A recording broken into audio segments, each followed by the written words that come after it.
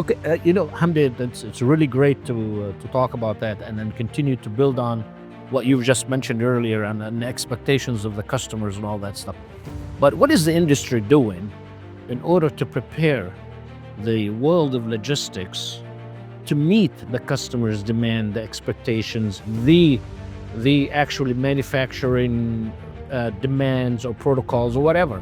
What are we doing in the industry in order for us to meet this? Are we changing things around, or things that it seems to me that only very few companies have actually took that serious and moved on to the next level, as you did with SolitAir. I mean, you took a concept and you changed it totally and made it fit air cargo specifically because of expectations, do you think?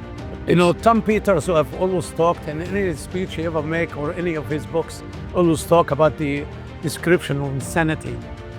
Doing the same thing day in and day out and expect different results. Right. And this is what happened in the air cargo businesses. It has been the same since 1952. Of course. With IATA has been the same in the 1952 and beyond. Hasn't been any change.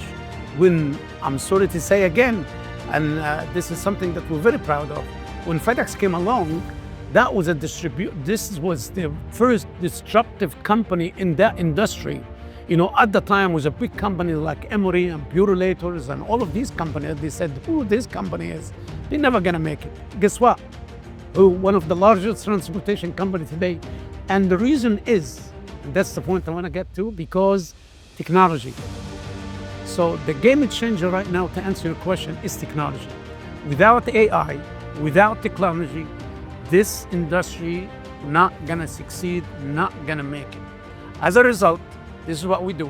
I always say, SolitAir is just happened to be an air cargo middle mile company. However, we are a technology company with transportation on top. No buts, no ifs. Very interesting. I like that.